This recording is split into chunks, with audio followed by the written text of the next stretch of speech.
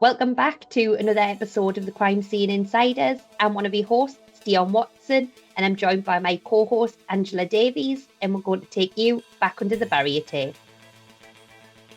We've got some exciting news. After the success of CrimeCon Birmingham, we're heading to CrimeCon London, and you are invited. Clear your calendar for the 3rd and 4th of October 2026, because the ultimate true crime event is back. Bigger, bolder, and more gripping than ever. We can't wait to join an incredible lineup of true crime creators, investigators, authors, and fellow true crime enthusiasts.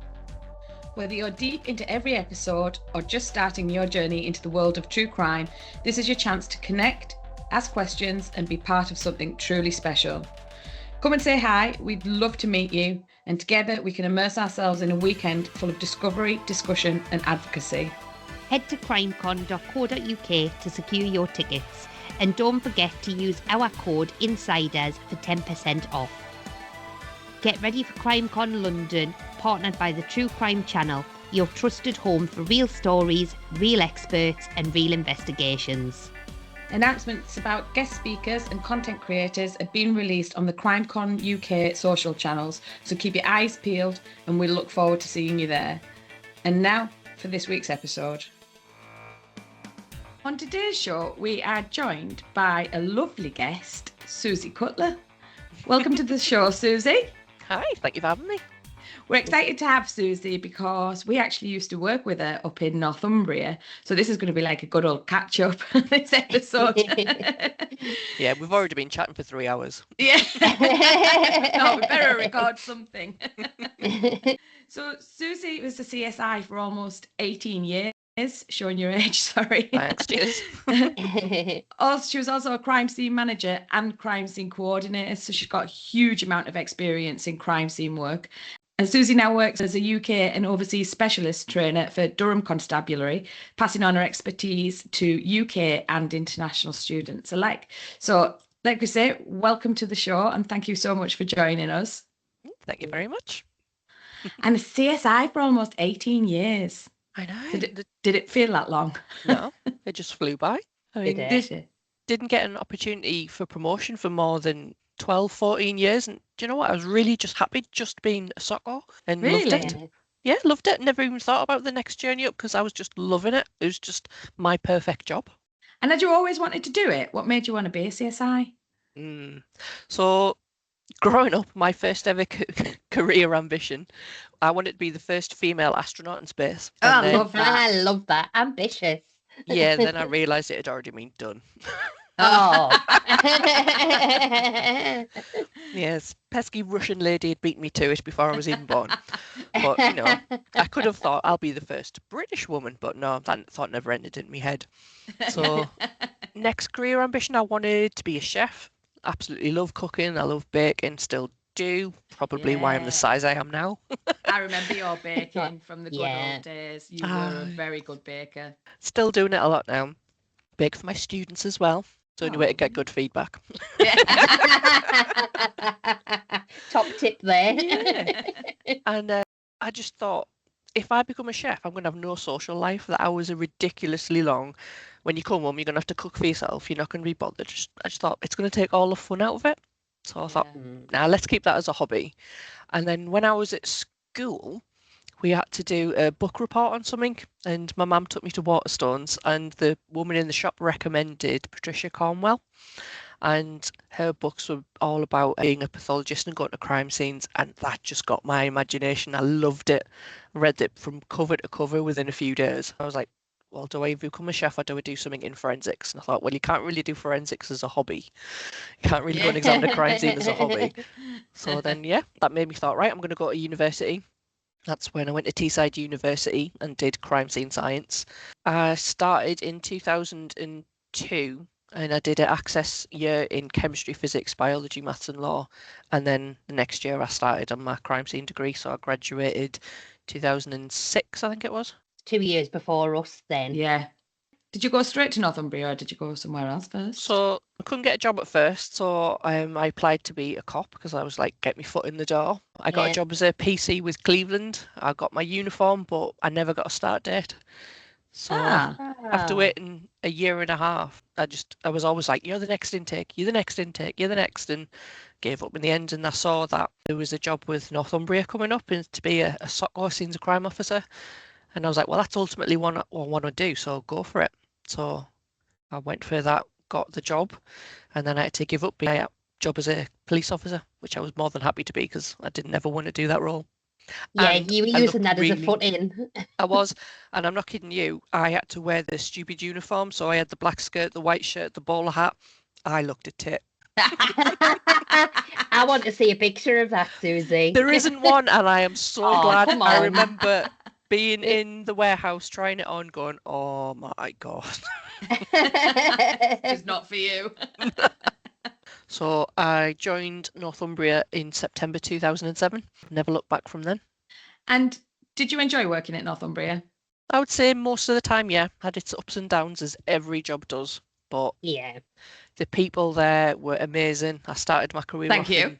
Yeah, well, I I mean, till these pesky VCSIs came along and then it's spoiled things. I was one of them first. I know. Workforce modernisation. Yeah. Yeah, started my career off in Sunderland and I lived in Borough at the time. So I was doing like a half an hour commute every morning. I was like, no, I've got to move up here. Was married at the time and that broke down. I was like, clean start, move up north. So moved into Sunderland and I had a whole 5-minute commute to work, which I was loving. I bet. Especially on call outs. Oh yeah, it was great. Apart from the one time when the call out for the aggravated burglary was at the end of my street, and I was like, "This is a bit close for comfort." Yeah, that is a bit too close to home, isn't it? It wasn't a nice area that I moved into, but you learn these things. Yeah. Yeah, you learn as a CSI very quickly what areas to avoid, don't you? You do. Recently, my brother had to move house, and he just went and bought somewhere in the Durham area. And when he told me where he'd got, I was like, "You are joking! You should not be there." And within a week, he was broken into. I was like, Oh Oh no. no. you knew just from the name of it, and then when you walk into the street, you're like, "This is not good." Did you say I hate to say I Oh. told you so? But Yeah, it didn't go down well. When you've got a sister who works that area, it's like, come on, you've got to ask. I can tell you what's a Say, good "Is area, that a what's a good bad area?" area. Yeah, Exactly. got insider knowledge. yeah. It's like if I've not heard of it, feel free to move in. Yeah. Yeah. Yeah, but then when we merged departments, so I was in South, so it was Sunderland and South Tyneside. That took the shine off a bit because then I was working a bigger area. But then you do get used to it. You get to know the areas and the other cops. And then the change again from when we went to North-South. So then all of a sudden it's Sunderland, South Tyneside, and then Gateshead as well. And again, Yeah. it's just pushing you out of your comfort zone. Because back in the day when I started, it was an A to Z, no such thing as a sat nav. So it was really hard to try and navigate around where you're going. Yeah. Makes a big difference, doesn't it? It really does. I even got myself a Christmas present one year as a sat nav just so I could take it to work and use it. Bless you. They are a godsend as a scene investigator, though, aren't they? They are, Because definitely you are. end up in all sorts of weird and wonderful places. Yeah. And what 3 words when it's a field in the middle of nowhere where your sat nav doesn't really work that great? That is a godsend. Yeah. Yeah. We started with the old A to Zs, and I used to get lost so much because, like you, I'm from Borough, and then was up in Northumberland working, and I just didn't have a clue where I was going half the time. Mind you, you soon get used to the area you work, don't you? do. You soon pick it up and trundle around and find your shortcuts, but it is hard Yeah. work. The good old sat nav is useful. Without a doubt. Mm. And then towards the end of my career at Northumbria, we then merged to one depot because of the whole accreditation and ISO thing. And then having to cover the whole of Northumbria was quite daunting. And that's why It's quite a large area. yeah. It's massive. I think from memory, 2,200 square miles or something. It's huge. Bloody hell. Yeah. But how nice is Northumberland, though? Oh, it's beautiful. Absolutely beautiful, without a doubt. Get a lovely job up in Berwick or something. You just trundle up in your van in the nice weather. Yeah, I remember getting a job. I think we were still based in Sunderland at the time, but I was the only female available to photograph a female victim at her home address. And I'm not kidding, it was the borders of Scotland. And it was an appointment. Oh. I'd rang up, "Are you in?" "Yeah, I'm going to be in." Took me 2 hours to drive there and she wasn't in. Oh, no. Brutal. Oh, no. Yeah, so leaving that little no reply slip through the door and then driving 2 hours back again. But the drive was Oh, nice. no. Do you remember your first ever crime scene, Susie? I do. Oh, it's scarred into my memory. Really? Is it? I had my mentor, which was Malcolm Todd, really experienced cop in the role of a socko. And the first job that we went to was a sudden death. So, of course, I'm like Oh. excited. Some cool person's passed away, but I'm excited because, you know, it's brand new to the role. We went away and it was a woman who had been eaten by her cat. Oh, what a No. first one. Yeah. Oh So my goodness.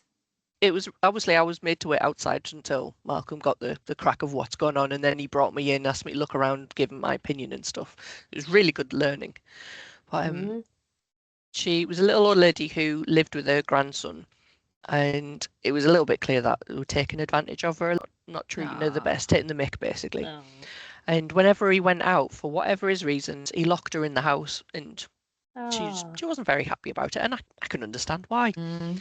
Yeah. And she had been banging on the door to try and get out, and she couldn't get out, and she just passed away in that position. So she was like banging on the door and she fell backwards like that, and she was just slumped behind the Oh. door, bless her. So none of that suspicious in itself, but she had this piece of tissue missing from around her eye, and they're all thinking, well, what the hell's gone on there?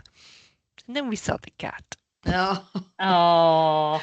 But That's I mean, so sad. it is. I am a massive cat lover. I have 4 rescue cats myself, and this was an evil cat. Oh, was it? This cat had fresh food, fresh water down on the floor. There was a window that I could get in and out of, and it chose to die in there. Still at his mum's face. I'd like to think that it was trying to give her kisses to wake her up, but Let's go with Yeah. that. yeah. Yeah. But that was my first ever job, and forever I was dining off the fact that I had the best ever first job That until is a good first one. my colleague Yeah. Nicola joined the job, and she had a murder where somebody was putting a suitcase in a freezer. I was like, "Ugh, there goes Oh, my. wow. I've no longer got the lead. Yeah. Top trump of crime scenes. It's daft, isn't it? That's just the daft little camaraderie that you have. But yeah, It's that'll nice to see forever. through it all, though, isn't it? Yeah. It is, but yeah, that'll forever stay with me. I can still remember the address. I can still drive by the house and go, oh yeah. I'm not surprised. It's ingrained in you, like, because a lot of people that we've talked to say they don't remember their exact first one, but they remember the early days. But that one would stick with you. Yeah. And then my Yeah. second job was bookies that has been broken into, and they'd gone into the safe. Well, it looked like they'd used like dynamite or something, because all the safe ballast had gone everywhere. And Oh, that just, really? I'd never seen, well, obviously it was day one. I'd never seen anything like it. And so I bet that was really cool, actually. it was a really good first day. It sounds it, because you don't often Day get one. things like that with the safe, do you? I'd had a fair few since, but obviously never seen it before. I was like, well, what's all of this sandy, grainy stuff? And obviously Malcolm's like, well, it's this. Passing on his wisdom. What a first day, though, for learning. Yeah, it was. Straight in at the deep end. It was. Yeah. My first solo career was fingerprinting a bottle in a property store, so, you know, swings and roundabouts. Not quite so exciting. I can tell you, though, I was over the moon when I got some fingerprints. Bet. But I don't think that leaves you, though, does it, as a CSI? From getting your first fingerprints all the way through, every time you find fingerprints, it's exciting. Yeah, Yeah. get in. Agree. Oh, they're the coppers. Never mind. I still found them. Yep. That's what counts. You said you had a mentor for 3 months, and then Yeah. you were out on the tools by yourself. Yeah. You'll have went straight on call then as Yeah. well. Did you get called out early on or anything? First night on call, I got called out. Oh no, your first one. Yes, first one. I'd started in the September, so it was probably December-ish time. I was determined I wasn't going to phone Malcolm. I was like, you gave me his personal phone number, no trouble at all, you just ring me. I was like, nope, I'm going to do this. And Bless it him. was the report of an assault. Male knocked unconscious, found in the street in a pool of blood. He's obviously been whisked off and taken to hospital. Would I come out and examine the crime scene? So I was like, yep, I'll get in my car, drive what was the half an hour trip. It was in Washington, and it was freezing cold, absolutely freezing cold. I get out there and it's a street, and there's some barrier tape being put up. Plug in your name of your crime scene podcast. And I went behind the barrier tape. I love that. Took a few photographs in the dark, and I thought, well, I'm not really lighting up this scene as good as I could do. I'm going to have to get my tripod out, do some timed exposures, set my tripod up, and because it was windy and cold, the barrier tape was doing this in my photos, so it looked all blurry. And then I had the cop who was trying to keep warm doing circuits, so I had this police fluorescent vest walking past in all my photos, so they weren't the best in terms of background composition. Yeah, there was this pile of blood on the floor and some teeth. Teeth. Yeah, yummy. That's so random. And some teeth. Yeah, teeth. I've recovered worse in my time, but that's another story. I bet. So I picked up the teeth, no problem, and then come to take a swab of this pool of blood, and it was frozen solid. So I'm there with my swab going, looking at the swab going, why isn't it coming off? Hello? What am I going to do? And I'm stood there going, I can't blow on it to make it warm. I'm going to put the DNA all over it. So I suppose in a bit of an internal panic, I wasn't thinking straight. So I should have thought, right, I'll get a scalpel out, I'll put a little bit in a pot, and jobs are good, and I've got a sample of it. Nope, I went at it like a maniac and was stabbing it with my swab. You will break up, you will break up, you will break up. I can just imagine the police officer watching you do this. Like, what's she doing? I am fully trained. Don't worry. So I got a nice chunk of it on the end of my swab, balanced it precariously, put it in the swab tube. Like, right, I've got it. Fine, jobs are good. Turns out the next day when I came into work, he was just falling over drunk. Oh, I know. So no assault had taken place. No, but it was a good learning curve though, and it got all the nerves out of the way for all the future call outs that I got. But yeah. Very memorable. It is nerve-wracking, isn't it, that first call? Yeah. When especially when you're just solo and you know it's all down to you. It is. It's a big responsibility. And I was like, I'm determined to do it. I do not need help of my mentor. Our first few scenes and on call sound brutal in themselves, to be honest. It was a steep learning curve, but it taught me well. There was nothing else I could be faced with. What is it that you enjoyed about the role most? I loved the variety, so you could never get bored, because even if you were going to a burglary day after day after day after day, it was never the same. Never, ever. I love the satisfaction of going on somebody's worst day possible in their lives, seeing all the chaos and being able to piece it together, find out what happened, to find that evidence and make them feel so much better, knowing that you've done everything you possibly can for them. It is a rewarding role in that really way, isn't it? I always promised every single one of them, I'm going to do my absolute best for you. Obviously, I could never promise I would solve it, but I would promise them I could do my absolute best for them, and I can honestly say I did. Yeah. I think isn't it sometimes when you get there and a victim's distressed, but by the time you leave, they're much calmer and more comfortable in their own surroundings again. Yeah. I remember having a ransack burglary, and she couldn't find an engagement ring, and all she wanted was an engagement ring. She didn't care the whole house was trashed. So I came up on it, I found it, and I just came downstairs holding it. She was like, oh my God. And that just made her absolute day that this one precious item was still there. Oh, that's lovely. So she'll remember you. Hi. Yeah. Yeah, if you're listening. These victims remember her from dropping powder over the cream carpet. Yeah. That was a steep learning curve of never leave your pot of powder on the side without a lid on. Have you ever done anything like that, Susie? I haven't. I've had to do service recovery from a manager's perspective of speaking to that person who's made a complaint about having powder all over their brand new carpet. Was it Dee? I couldn't possibly say. Please. No, I was never a manager when me and Dee worked together, so you say. Well, yeah, just doing service management about, don't worry, we're going to try with the small steps of cleaning products that you've got, and at the end of the day, if it doesn't come out, we will replace your carpet, because obviously it's not your fault. But, yeah. These things happen, don't they? They do. Human. Accidents happen. We're all human. We still have bloopers. Of course we do. I've examined like people's doors where it's like flaky old paint, and you put a gel lift on, and then half the door comes away with it, and you're like, oh, it's the worst feeling, that. It is. Yeah. Have you ever done it on a church door like Ange, though? No, I have never offended our Lord. Ange has. Probably on more than one occasion. Yeah, it is the worst feeling that. You're like, I'm really sorry about the damage to your property and the secondary damage I have caused. Yeah. Have you ever had a gel lift where you've had to put it on, say, a car in the middle of a hot summer? You ever done that? Oh, Yeah. it almost melts. It melted. I couldn't get it Oh, off. did it melt? It properly melted. And I had the victim there, and like I'd like peeled it off, I'd put it on, I'd photographed it, done everything I had to do, came to peel it off, and I was like, gloop. I was like, oh no. And I thought, I'll try another corner, that'll be fine. Gloop. I'll try another corner. Nope. And I was like, There's only 4 corners. Oh no. Well, the victim stood watching as well. yeah, and I was like, would it be any problem if I waited until this evening and I come back and recover it once it's cooled down? That was good thinking, though. he was all right about it, yeah, but I was mortified. I bet. And did it come off when it was cold? When it come off, it was perfect. It was like it had never happened. So top tip, leave it. Leave it. See, Yeah. You've gone from panicking and stabbing blood with a swat of like a maniac to very calm, cool, collected. I'm going to come back this evening if that's okay with you. Yeah, there might have been 1 or 2 years in between those two stories. That's one of the things as a scene investigator, though, isn't it? You have to think on your feet and You think do. outside the box. You have to learn quickly. You do. I learned quickly that if at all possible, you don't cast footwear marks in horse poo. Oh, you Oh, didn't. Did you do one no. in horse poo? With the old stuff, the dent stone, that took 3 years to set. To set. Oh, Why did you do it?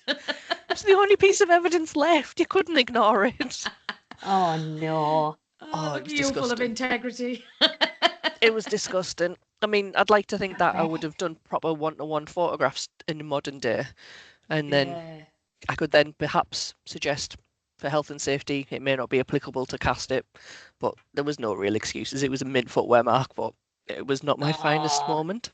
That doesn't sound a pleasant one to deal with. Because, pouring it in's fine. It's when you have to remove it and you have to get in there and dig it out. Get out. Oh, did you sick? No, I didn't. I was just, oh. It's It's like one of my cats coughing up a hairball. Yeah.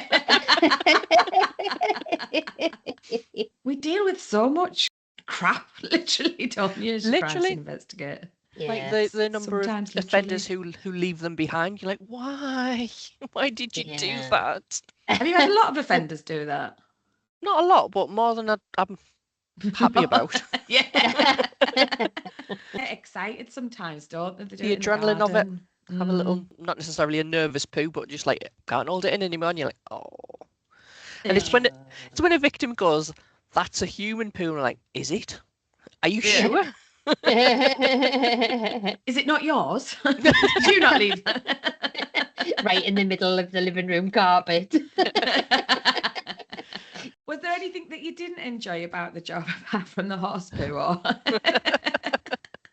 Well, I can dismiss the comedy and go in for the serious points. So the job I had before I joined forensics, I was working in shops, and I was working in House of Fraser in Middlesbrough at the time, in warehouse. Lovely fashion chain, loved the uniform because it was fashion clothes.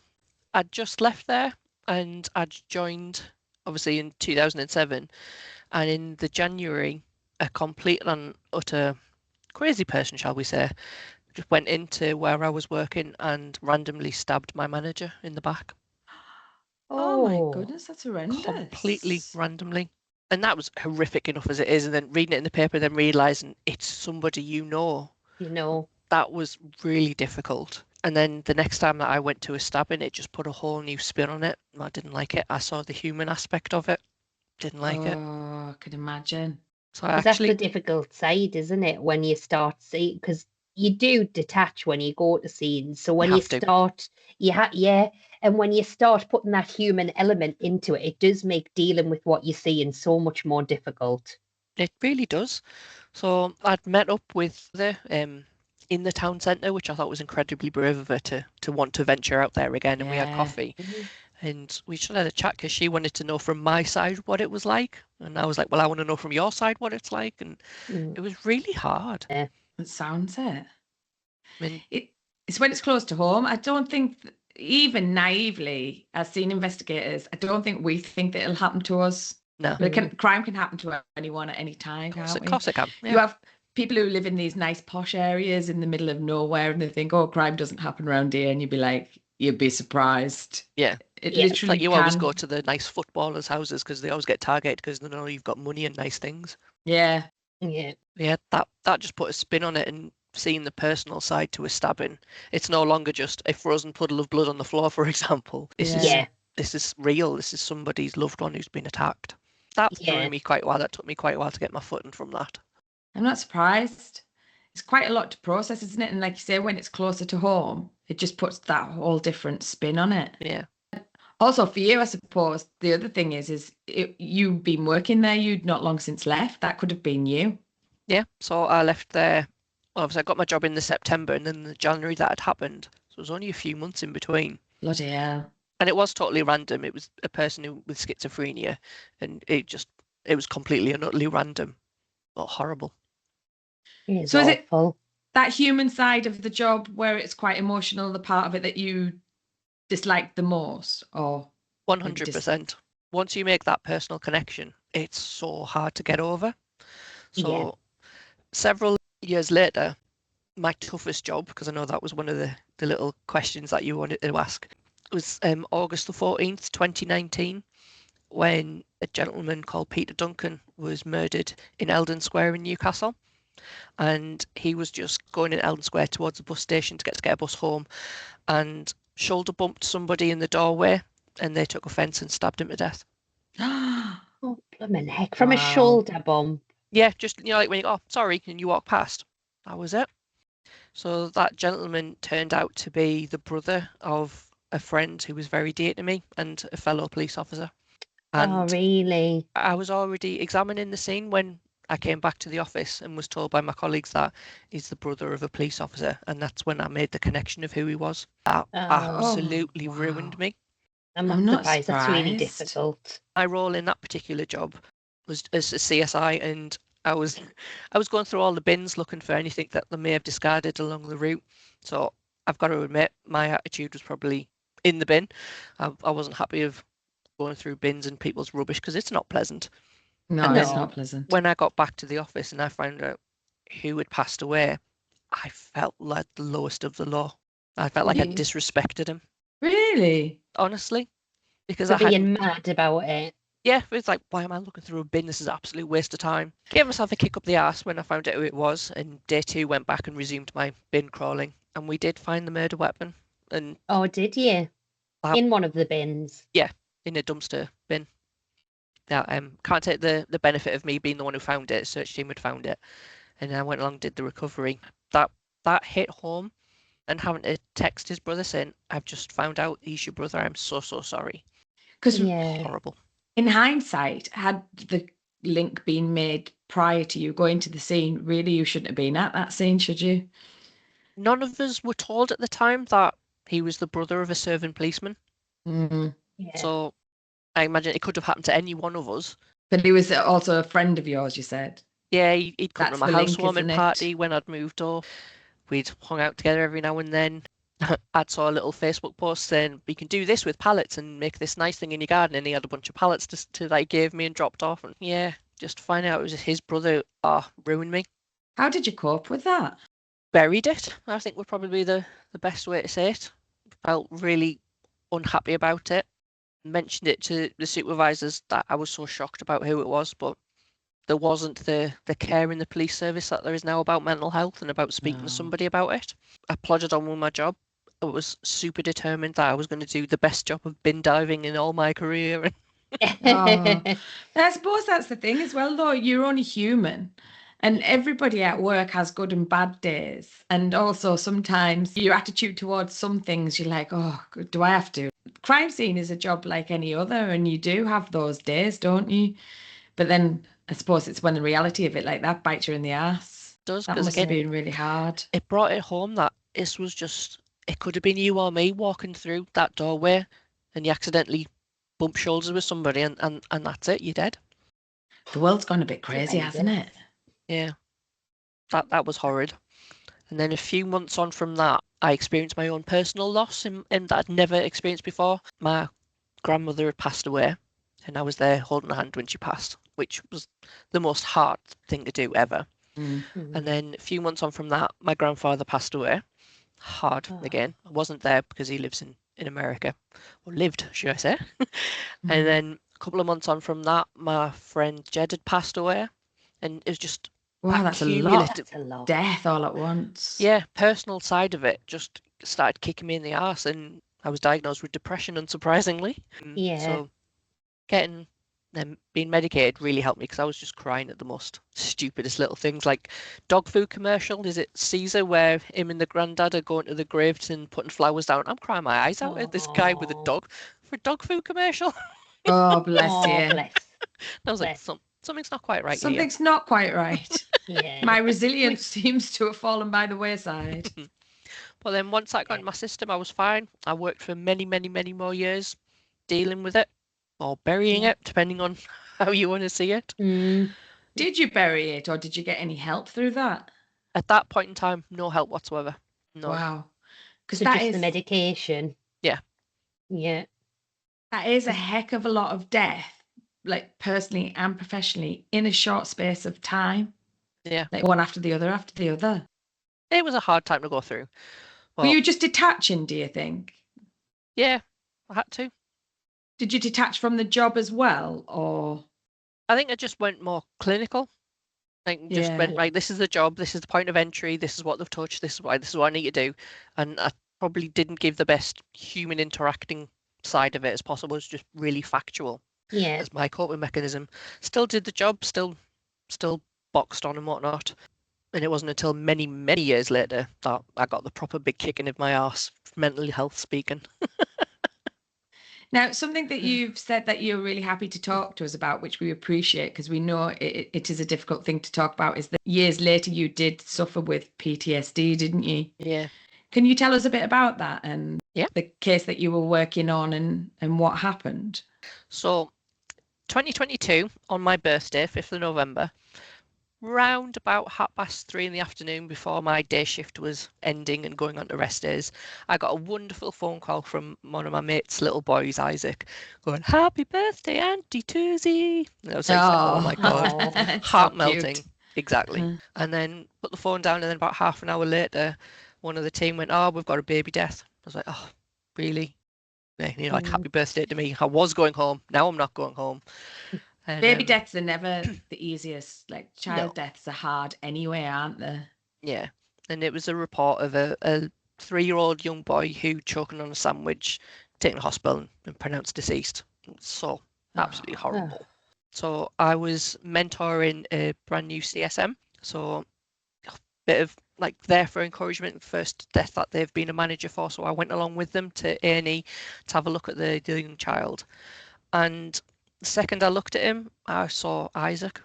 I saw my friend's 3-year-old little boy laying there. Oh, no. Again, it was like that human connection. Instantly. I mean, I look at pictures of him now and he looks nothing like him. Yeah. But I made that connection then. It felt like I'd been punched in the gut. Honestly felt like that. Wow. And he was wrapped in the little blue blanket in a paediatric A&E. And they were having the meeting between all the professionals there. And it became apparent that he had some injuries. And we're like, oh, all right then. So we took his photographs, and he had like little cuts to his face, you know, just daft things you get as a little kid, falling over, playing and stuff. And then when we removed the blanket, he had horrific burns to 20% of his body, including his genitalia. Oh no. He had bruising all over. He had cuts. He had scabs. He had so many injuries. And I'm struggling to keep it together because I already, in my head, that's my mate's little boy. And I'm thinking, how could someone do that to someone who's so adorable? Yeah. I mean, I didn't know this young boy at all, but I'm thinking, that's Isaac. No, why would someone treat someone so beautiful? Well, it's so horrendous without you even having made that connection there, isn't it? It's awful to deal with. So I had to have that connection. I can't imagine how that must have felt. And also the shock of it, like you think you're going to a death that's quite innocent and it's choked on a sandwich, and then you're taking the blankets off and seeing the brutality that's occurred to someone so young and vulnerable who can't defend themselves. That's it. It's the vulnerable, the weak. So things in my career I hated. Animals. I know you've mentioned it before in other podcasts. Animal cruelty, the vulnerable. So whether that's somebody really old who can't defend themselves or a young child, those ones that really, excuse the phrase, boiled my piss. Yeah, they're always the hardest, weren't they? I think we're the same. Yeah, definitely. I've made a little quote from my manager's book at the time: significant number of injuries in various stages of healing, because I lost count. And I just thought, no, we'll close the book there and we need to document this properly at postmortem. So it was a prolonged period of abuse rather than it being something that just happened that day, for example, months and months as well. and months and months of it. Wow, that is heartbreaking. It really was. And again, because I did a new CSM. Because you were crime scene coordinator at this point, weren't you? Yeah, I was. So ideally, my role is in the major incident room, getting that live information, formulating a strategy and feeding it into my team to go and action it accordingly. And because she was a brand new manager, she'd just come off the course. So I went down alongside with her. So we went to the house, I had to look around with her, pointed bits out to her and stuff like that. And all her instincts were spot on. And she's a brilliant crime scene manager now. But again, I'm building that bigger picture of what's going on and I'm visualizing it in my head, and it's not helping me from a mental health perspective. So I was imagining where each injury had been caused, like his burns. She gave the account that he loves playing with the shower in the bathtub and that he must have just turned the hot tap on and that's how he's come across his injuries. Well, if you imagine standing under a shower, you get wet from the top down and it drips down. Yeah. This was his bum, his genitalia, the backs of his legs, his feet, but not underneath his knees. So for me, it was more like he'd been dipped in scalding boiling water. Oh, poor thing. So you just can't figure out how anybody could do that to a little one, can you? No. And I still can't. And the only word I can come up with is evil. Yeah. That's the only way I can come to terms with it. Yeah. And just every part of that, because I worked the whole thing. Did you? I'm stubborn. I have no memory of this, but one of the things I wrote in my coordinator's book was that there was only one other manager on duty who could go to the post-mortem, and I'd spoken with her and she'd said that, well, I don't really want to go, but if you want, I'll go. And I just thought, I don't want to expose anybody else to this. So I chose to do it myself. In hindsight, wrong decision. Was it? Did you feel like you'd already had the exposure, therefore, if you just carried on, you could protect others? Yes, that was my instinct. With hindsight, and I wrote a reflective essay on it and stuff, that wasn't the right call. I should have kept my distance and let somebody else do it, because she was very capable CSM and she's the one who ultimately got my job when I had to leave. Yeah. Again, remarkable women in the role in CSI. Yeah. It is such a tough one. And then you went to the post-mortem as well? I did, yep. And were you the lead on that? I was, again, coordinator there, and I just had 2 CSIs were with me. But the complication was that this child had really dark skin, and I'd never had to do injury photographs on somebody with really dark skin.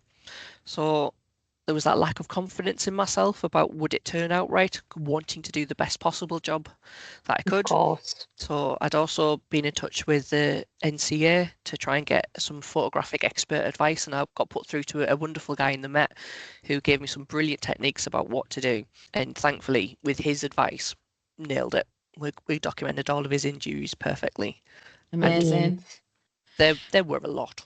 But that's another part of the role, isn't it? Recognizing that you're always learning in the job. There's always new skills, always new techniques, and you don't always know it all. That's the thing.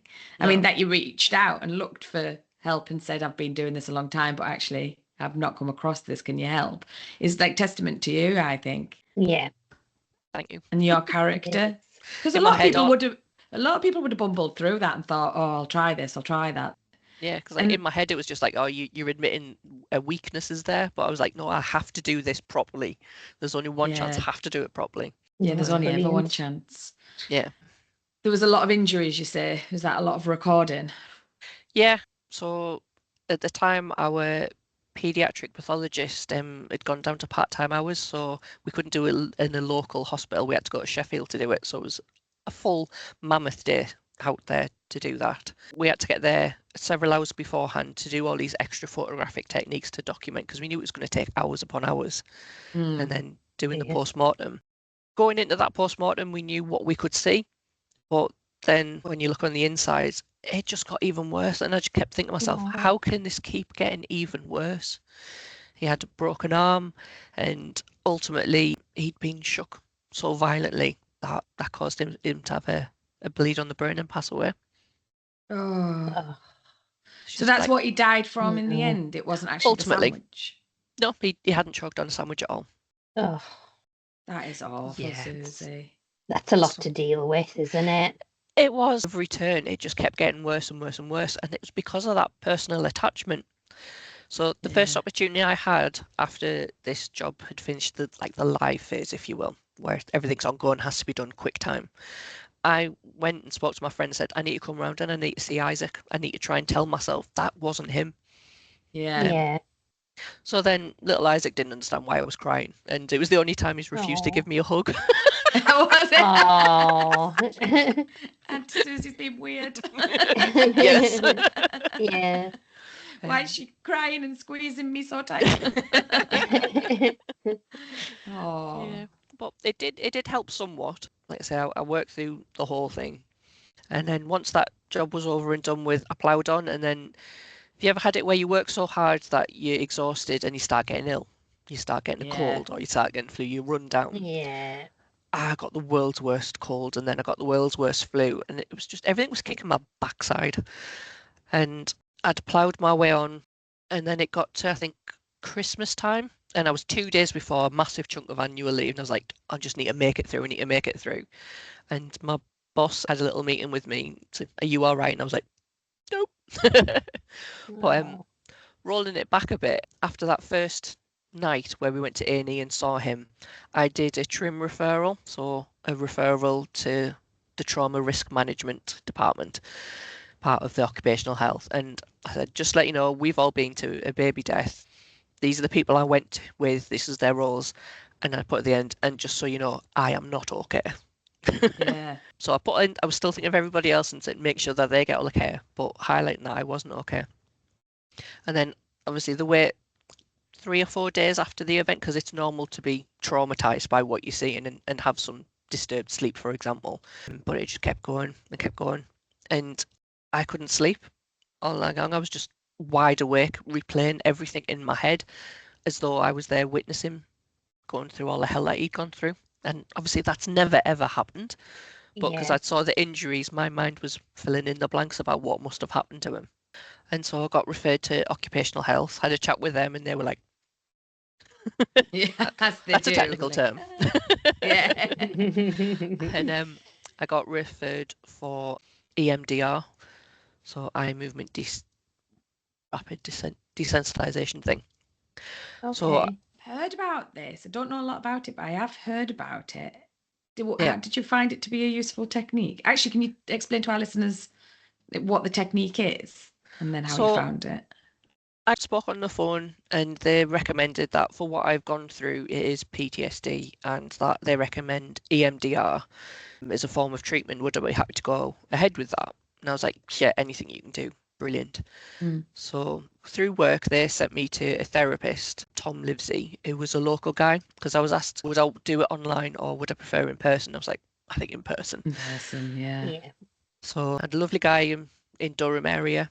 I went to speak to him. And obviously I did a load of research about what EMDR is all about, and it can be like a light bar with lights that move, and then you get to relive the events, and it desensitizes you to what's going on. And I went there, and I was quite annoyed that he didn't use that technique. After you've done your research. It's like, well, where's all the funky lights? Yeah. But, it got me through talking about it, and I must have went through about 30 boxes of tissues with him because I was just bawling my eyes out about what's gone on. And then he helped get me different techniques to cope with it. So a lot of sitting still, counting and breathing, like box breathing, for example. Yeah. And then different techniques to help me control when I think about it and when I don't. One of them being was I imagined a treasure chest, and then I would put this, I called it a ball because it felt like a ball of tension in my stomach. I would put that ball inside of this treasure chest, put millions of locks and whatnot around it, chain it up, and then I would bury that under the ground. And then I would have like a committee of people like in my head, of who I would talk to if I thought I needed to think about it again. And I'd have different types of people. So I remember choosing Sherlock as one of mine because he's very rational and clinical, and that's kind of how I felt was the old me. And then I Yeah. had some of my best mates who were more nurturing and kind and caring, and just speaking in my head about, is it a good time to start thinking about this or not? But having that extra distance there between the memory really helped. So that Yeah. was one technique. Another one which was really profound was choosing a safe space. So I chose a beach. Obviously a hot beach, not one here. Yeah. Good choice. Not down at sea houses. No, beautiful as it is, no. Yeah. And I chose, because I'm really old, a really old television screen and a video player. And there was the video of what had happened to this young boy. And I could put it in, I could press play, I could watch it. And then when I was done, I could eject it, I could put it in the box, I could put it back on the shelf, and I could walk away. And being able to watch what had happened from a distance really helped me process what had gone on.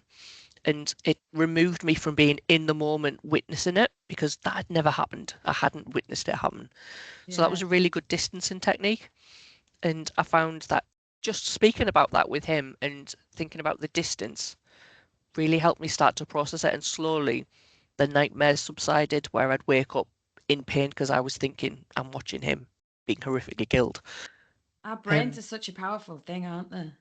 Crazy. So I think I got 12 sessions, and then I got an extra 6 because we also had to unpack when my friend's brother got murdered, and then we had to unpack when my former colleague got stabbed, and we had to process the death that I'd experienced in my family. So there was a lot of unpacking. A lot.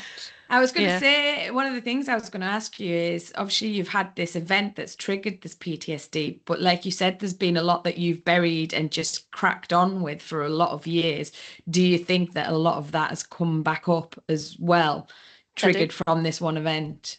I do, because I was given the bucket analogy of every little trauma is another little drop into the bucket, and your coping mechanism, let's say an unhealthy one, drinking, then that's a little hole in the bucket, so it lets some of the water out. But then over time, if you haven't got healthy coping mechanisms, like now I go out riding my bicycle, which not so much lately because I keep falling off and hurting myself. Bloody hell. I'm not a child, I do not bounce anymore. We'll get you some stabilizers. I've got elbow pads. You're not getting any younger. You can't go falling off bikes anymore. No. I know. And the last time I did, and I really hurt myself, it was on a flat piece of ground, so Lord knows what happened there. But yeah, I have that. I do yoga. I like to go for walks along the beach. So these are all healthy coping strategies for me.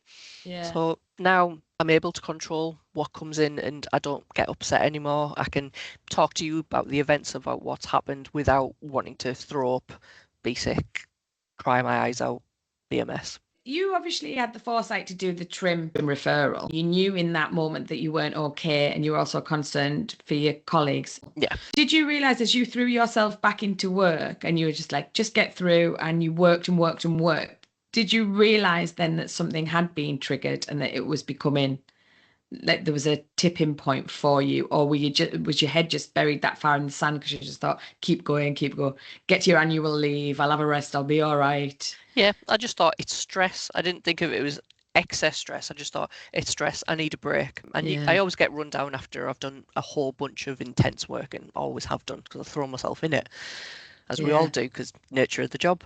So now you've been through some of that therapy and you've got yourself some healthy coping mechanisms. Is there anything that you would say to people in the field to look out for, or things that they should be mindful of? Or potentially healthier coping mechanisms? Because we're all a bit guilty sometimes of turning to the unhealthy coping mechanisms, aren't we? Yeah. So I would say all through my career, there was the optional go and chat to occupational health maybe once every 2 years or something. And it was all like, oh, what's the point? Yeah, that's exactly what it was, wasn't it? Yeah, do it. 100% do it. For no other reason than it's a break from the day-to-day grind. You can talk about anything. Do it. it would really help, and it helps flag up what might be an issue in future. So for me, every time I had that personal connection, I should have sought help and spoke it through, and then I might still be a crime scene coordinator now instead of working in the training department. So you did leave the field after this I period, did. didn't you? So I had 6 months off sick, came back for a little while, and then ironically, there was a university survey went round about stress and PTSD, and particularly for the role of CSI. Filled it out, and I flagged. Did Oh, you? really? And so then I got a one-to-one consultation with somebody, and they asked me to talk them through what happened, and it just opened up such a raw wound that I just burst out into tears. I was gibbing, so I was going because I was so Oh no. anxious and wanted to throw up and run away. So I then got myself some cognitive behavioural therapy, which I had with a guy called Stuart Baxter, and that was really good. Again, it was just a lot of talking therapy and thinking Yeah. about distancing again. But it was, for me, it was just opening up a really raw wound at the time. So maybe it was just a bad timing for me. From that, I went back to work, and there was two things that happened. One, just purely as a manager, we had a new member of staff who just wasn't performing, and we were trying our best to try and get her through, and it just wasn't happening, and that was really challenging. And I found just that minimal amount of stress was triggering for me, and I was like, why am I wanting to cry? This is ridiculous. This is an everyday task. So I didn't cope very well with that. And then the second thing was another baby had passed away, but just one of those horrible things where they just went to sleep and didn't wake up again. And I was petrified it was going to happen to me again. Petrified. I was like, I can't cope, and I was getting palpitations. I went to the toilet. I was sick. I was like, what the fuck? I can't trust my instincts anymore. And so from that, my supervisor. That must have been so hard when It you've was. done a job that you love for so many years, and then sudden infant death is so hard to deal with, but they are something that you see and you just kind of process, don't you? So for something And I dealt that with is loads being of part them of your throughout my career. everyday, something that has been something you've done over and over to be so triggering to make you physically ill, that must have been traumatic. And so my boss said, we're going to have to put you on what basically like an action plan because you're not performing as a coordinator should. And I just felt that was so unfair. And she was trying to tell me without telling me directly, go off sick, you are not well. Yeah. And she was right, but I was stubborn. So there's a theme here, Susie. You stubborn perchance. Just a bit. So I had So at the time you didn't see that, you thought was unfair at that time. I did. I was like, you're trying to get rid of me. Why? I'm doing my absolute best here. But I didn't get that wasn't enough anymore. Sometimes when you're in the midst of it, though, it's hard to see, isn't it, as well? It was. So I came back from annual leave and to a meeting that I knew nothing about with my boss and HR, and that's when I knew something was wrong. Yeah. And I've got to be honest, at the time I felt I was being targeted. I was like, this is not fair. You want to get rid of me. With hindsight, they were doing what was in my best interests. You can't cope in that role anymore. And they were right. And it still hurts to the day because it was such a wonderful job that I loved. And we agreed that I had a whole bunch of toil to take. So I took toil and I took some leave. And then when that ended, I wouldn't be going back into CSI.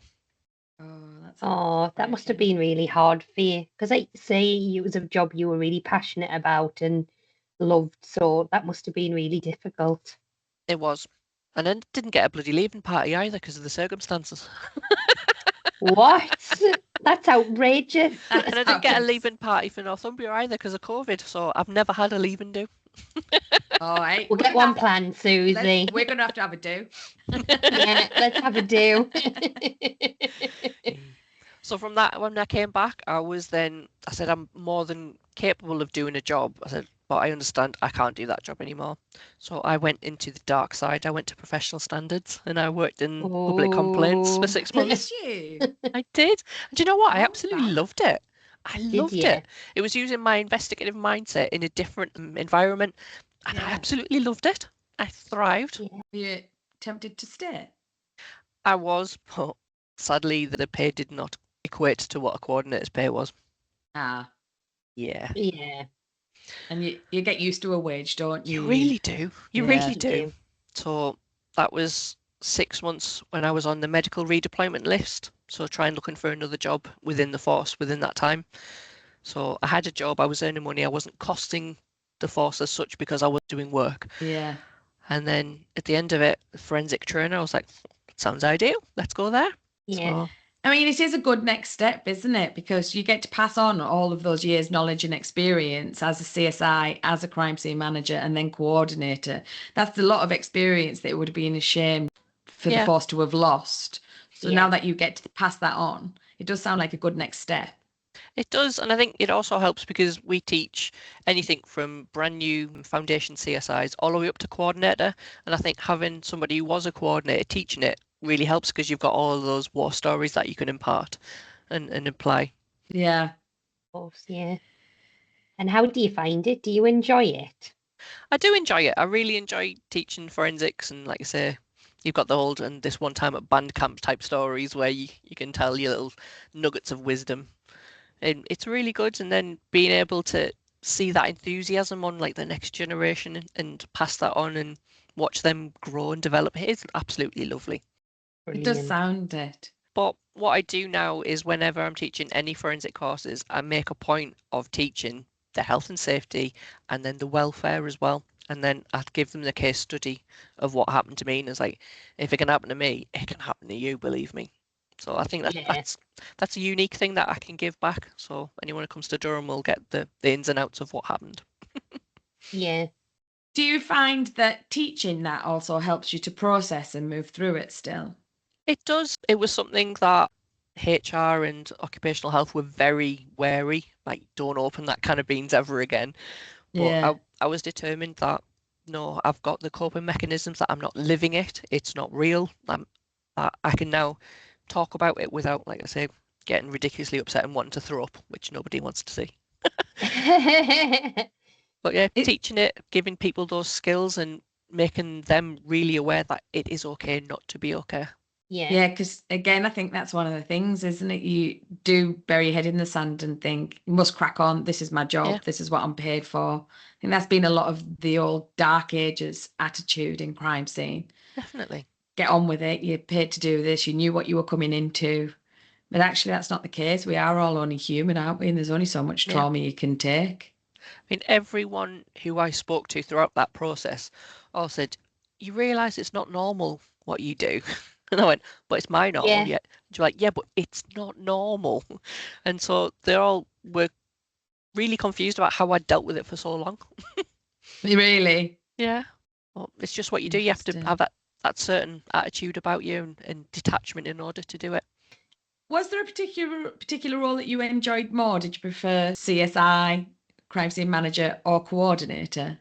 I feel like I only got to do a little taster of coordinator before I had to give it up. So, you know, manager and coordinator, they were my two real joys because it's not just doing it, it's the thinking about the strategic side of things. And that really played to my strengths. Yeah, and Yeah. it's the next career progression, isn't it? Yeah. So now I get to plan strategies of how I'm going to teach lessons and and so it's using that knowledge but in a different way now. Yeah, that's a really good way to look at it because there is a lot that goes into preparing these lectures and training courses, isn't that people don't realise? Absolutely. It's not just turn up and wing it, sadly. Sometimes. Not on my watch. Love it. Yeah, but I'm come full circle as well. So now in Durham Training Department, we've got some of the old people that we used to work with. So we've got Deborah and Campbell. So that's quite nice that we're a reunited little old farts group teaching the new people. Love that, teaching the next generation. Yeah, It's like a passing on the Northumbria wisdom. reunion. It is. And then what makes it really weird is that currently on one of our 0 hours trainers is Tim, and he taught me at university all those years ago. Now you're working with him. That's so surreal. And I'm like, well, you were only a must manager. be. I beat you. Yeah. Love that. A bit of healthy competition. Absolutely. Yeah, I'm sensing a theme about what I'm being perceived as here. Over the years, did you work on any high profile cases? So there would be two. One would be the Raoul Moat inquiry, that investigation that happened. Oh, yes. So I only had a small part to play on that one because it was a massive undertaking. Oh, what did I get? I got a badger in the field. Thank you. A badger? So it was at the point where he was camping out, living rough on the run and living off the Yeah. land, and he'd shot and killed a badger and ate part of it, obviously, to try and keep himself fueled. So I had to go and Oh. have a look at the tent. The ammunition was ones that he'd made himself as well, so another tie-in. And yeah, photographing a rotten badger. I was like, yeah, I've definitely annoyed somebody.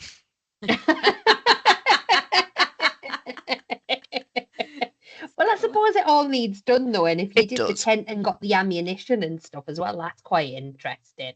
It does. That one, I was on call on the night that Ralmo took his own life. He wasn't shot by police, he took his own life. Yeah. Let's make that clear. Yep, I was most aggrieved that I didn't get the call to do the post-mortem. I was on call and wasn't selected, and I couldn't see why, because I was just headstrong and really upset that I was on call for something else to happen, not for that. Love Still, that. she's still fuming about it. I can see it. Post-mortem or dead badger. I know, yeah, when you put it like that. So I was, Aw. that hurt my pride. I'm not ashamed to say that now. That hurt my pride. We all want these jobs, don't we? Oh, we Just do. be honest about it, and if we don't get them, it is disappointing. I mean, Yeah. I have to be honest, putting it into context at the moment, Ian Huntley was murdered in our Yeah. local prison, and it's Durham Constabulary who's doing his post-mortem, and I was like, oh, I would have loved that. Yeah. It's something sick Yeah. about you, because, you know, somebody's passed away, but yeah. Well, funnily enough, I was having dinner with a friend from Northumbria last night, and he died obviously in Newcastle RVI. Yes. And she was like, surely it's our jurisdiction. And then so funnily today you're like, it's our jurisdiction. Surely Yeah, I know. HMP, Franklin, it happened Yeah. on our patch. Yeah. So it's not even just in force, it's across forces. We're It like, is, it's oh, like- we want that job. Yeah. And I don't really know why breaking it down. I think it's just wanting to see justice done as well, and probably more from Holly and Jessica's perspective than justice for the murderer. Yeah. Yeah. But I think it's because it is quite high profile and it's so well known, and it's an interesting case, isn't it? Yeah. And like it or not, these things do fascinate us weird types.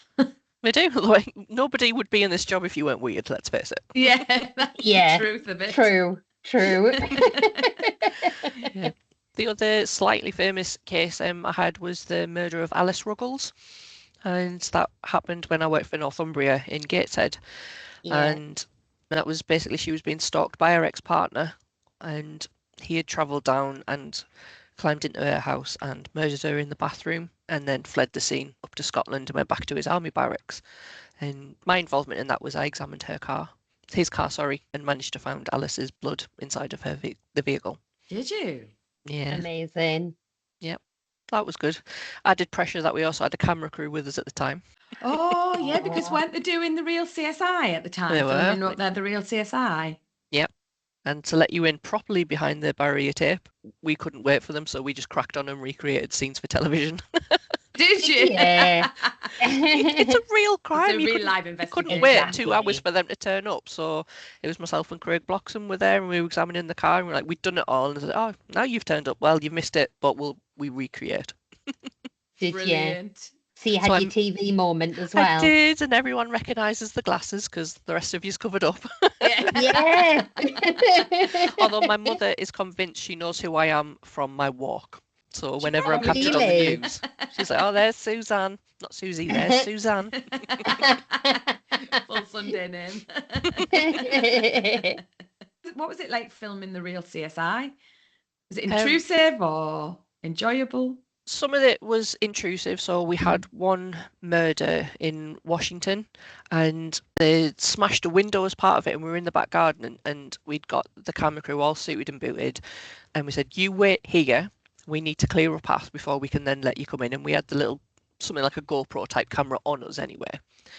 And we went inside the house, and the next thing I knew, I could hear someone walking on broken glass, and he'd gone and stood on the broken glass beneath the window that they'd broken. No. Oh, I'd guarantee you that was bet not you were broadcast. Yeah. You could tell I was from Borough. The Borough lass come out. She did. There was no messing with me. Get out of my crime scene. But Yeah. sometimes it was a little intrusive, but vast majority of it went really, really well, and they were really understanding. It was just learning those boundaries and having them very clearly defined. You've got to have, though, haven't you? Because as we've said before, even as part of this, you get one chance. And if Yeah. somebody destroys something, that's it. So you've got to have those boundaries in place. And I suppose for them, if they want to continue being able to film, they've got to abide by those boundaries. They do. I Or they remember get Suzi on them. I remember I'd photographed him in for this other job. I'd photographed him in custody, and afterwards the camera crew interviewed me, and one of the questions they asked me was, "Is there any such thing as a perfect crime?" And I just went, "I ain't going to tell you that." Funny thing to say, that wasn't broadcast. I'm not going to give you clues. That doesn't make good TV. We're cutting that bit. Brilliant. Did you get selected for that? No, it was just they were the just jobs I following was going everyone? to. Yeah. So you had to sign a thing to say whether you were happy to be part of the TV show or not, and whether you were happy for them to show your face or whether you wanted to be some mysterious blurred person. And I said, yeah, crack on. Didn't think about any negative consequences. I'm feeling awful now because I did not say in the introduction to you at the beginning of this show, like TV star. Missed off your full TV Yeah, career. we'll have to add that in. I don't think you called me a star when I was maybe snippeted. You can see the glasses. No, that's it. TV stars going in the front. Yeah. Brilliant. What I like about that show as well is the end credits, and it's still used now, is some footage that they filmed with former colleague Jeff Lennox, who'd passed away. And it's his kit, and there's a close-up of his kit, and you can see 5494 Lennox written on his fingerprint template. Oh, really? So it's a lasting memory for him. Memory of Jeff. Yeah. Oh, that's lovely. To look out for that. It is. It's really sweet because he was such a lovely guy. He was a great CSI, wasn't he? Yeah. Yeah, his passing was really sad. Looking back over the years, all of the many years. Shut up.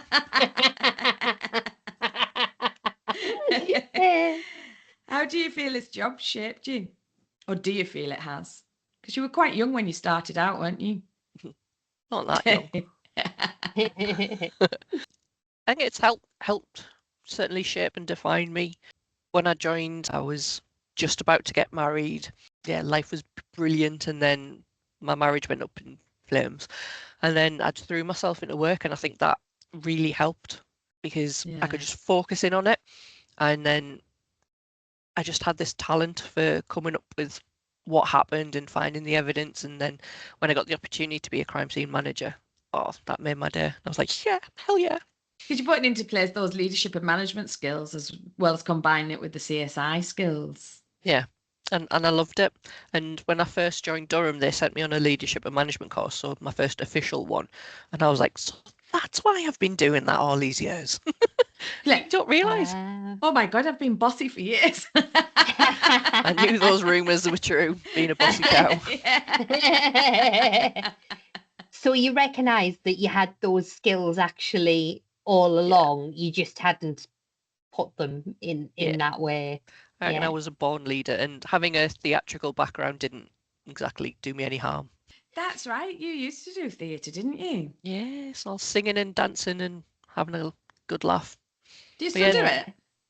No, I am, now that I've gone back into a Monday to Friday job, I am seriously considering going back because it's a good laugh and I really enjoyed it. Yeah. Bit of light relief. Yeah, it's helped me with public speaking and not being afraid to talk to Chief Constable. I've had meeting with Minister of Interior, who's a member of the Saudi royal family. So I'm not fazed by whoever you want to put me in front of in talking. So that's held me in good stead.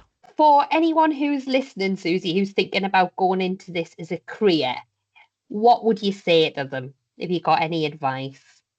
You would have to be really passionate about it. It has to be something you loved. Let's face it, there are much better paid careers in the whole wide world. There are ones that have better hours. Look at us all going, yeah. But it has to be something you're passionate about, because you will make a real difference to people's lives every single day.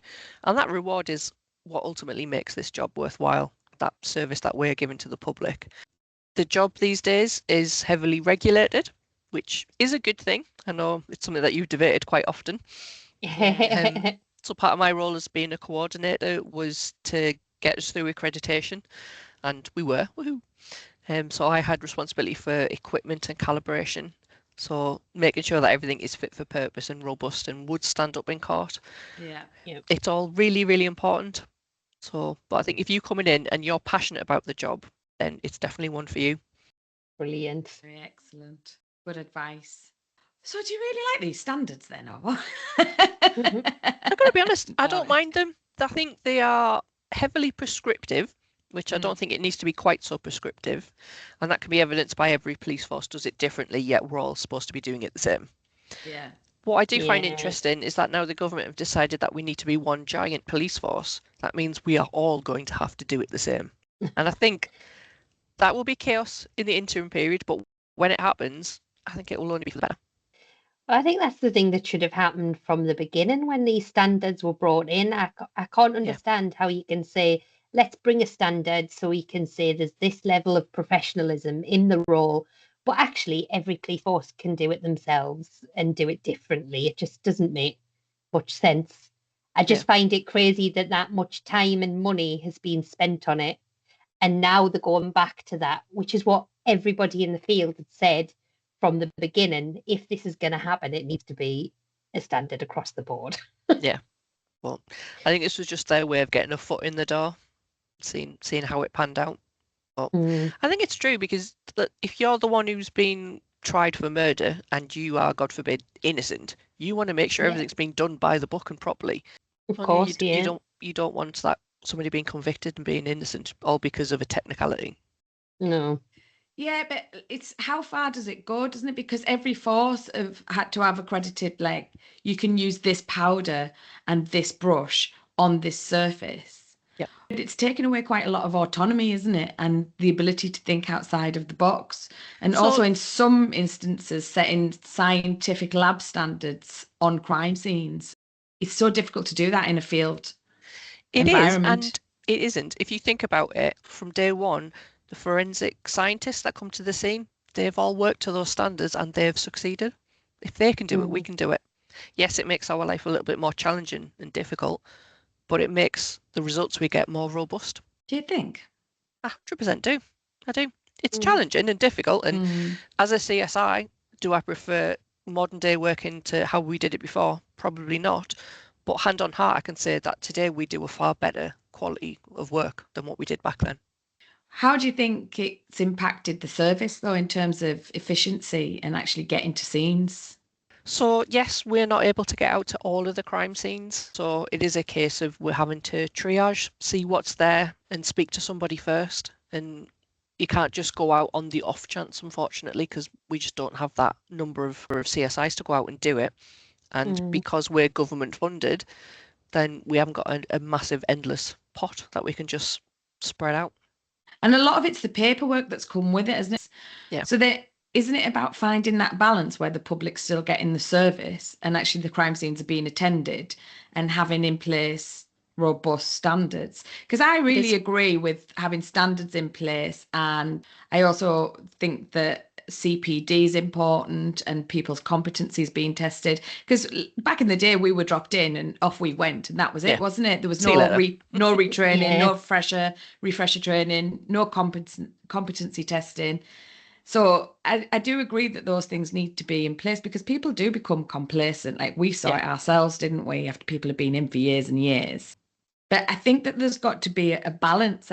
Like for me, from what I've heard and looking at all the different forces who are all doing it differently, and now some have just stopped attending some crime scenes. So a couple of us have said, okay, we won't do any theft from vehicles. But actually it was those lower level crimes where you're catching people at the beginning of their criminal career. And so I don't know that the balance is right yet between having standards and competency and delivering that efficient service to the public. It's a work in progress, without doubt. I mean, Mm. comparing it to the first lot of notes that we were given when we went out, they were like a massive book full, basically. And now it's getting thinner and thinner and thinner. So Yeah. it is a work in progress as people learn to automate the process of like, right, I can't just use a squirrel brush with alley powder because that works with me best. No, now it's embedded into them that they can remember that on this surface I can use this powder and this brush when it's this time of year because it'll affect by temperature. As soon as that gets logged into your brain, it becomes automatic, and then that will speed up the process as well. And we are continually looking at notes, at streamlining it, making it more tick boxes to say that you've done stuff as opposed to having to remember to write it. So it is evolving, but it's definitely still room for improvement. And is that the next step then? The government are looking at making a regional force? Not regional. Well, one, not UK. regional, sorry. One UK force? Yeah, so they've equated it to the British FBI. That is what the government would like to happen going forward. Oh, that's going to be interesting. Yeah. Purely from a crime scene perspective, it really is, because we are genuinely going to have to work together and do things the same, which is good. Yeah. But it's going to be a big headache. Yeah, it sounds like getting it there. It's going to be interesting to watch as this unfolds, actually. Yeah, It will. I mean, from a teaching perspective, at the moment we can teach people how to take fingerprints, how to recover them, but then your force might do it slightly different. So we can't be prescriptive and say that. But going forwards, if we're one force for the whole of the UK, we can teach someone and be ready to go out the door, to go on tools. So that will be a lot better from a teaching perspective. Yeah, that's better. And it also means, because one of the problems with the standards at the minute being different is if somebody moves from one force to another, then the accreditation doesn't work because everybody does everything differently. So it will make things easier. Yeah. I suppose if we're one force, obviously that's not going to be an issue, but somebody moving into different areas where they haven't worked before, it would all be fluid then. Yeah. In Durham, you've had to keep your competency up. So I've still, as a coordinator, had to go out and do CSI level jobs just to prove that I can still do it. If poop hits the fan, I can go out there and help out. Yeah. And That's good. The one thing that really threw me was just filling out my fingerprint lifts, because things had to be in a different order. And I was like, no, that's against the grain. Yeah. Oh, yeah. Yeah. So I ended up having to write on the back of my fingerprint template where stuff goes to make sure I did it the Durham way. Durham way. Yeah. Interesting. It is. But yeah, out of all the things that changed, that was the one that always threw me. Because you get your own way of doing things, don't you? And it just becomes automatic. You do have it. Name, date, location ID. That was it. It's still in my head now. That's not the way it's laid out today. I often think, I'm a bit cynical with these things, and I often think, follow the money. Somebody somewhere's making an awful lot of money out of what's going on currently. Well, but I think that's probably a different podcast.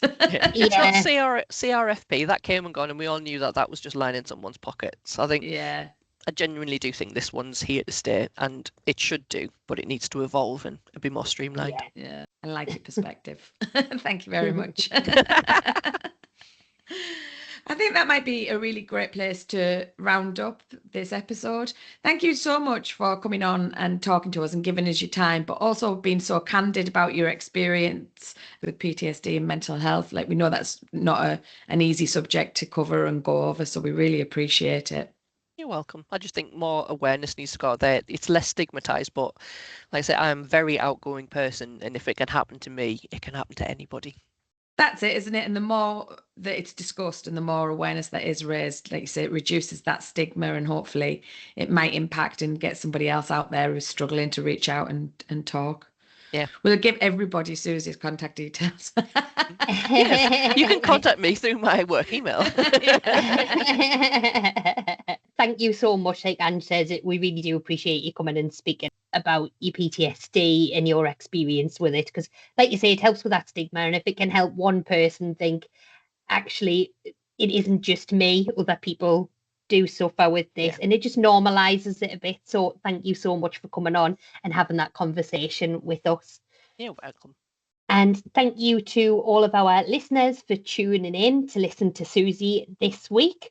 We hope you've enjoyed the conversation. If you are enjoying what you're hearing, please remember to give us a follow, a subscribe. Any comments or shares are much appreciated. And we will be back in a fortnight's time where we will take you back under the barrier tape.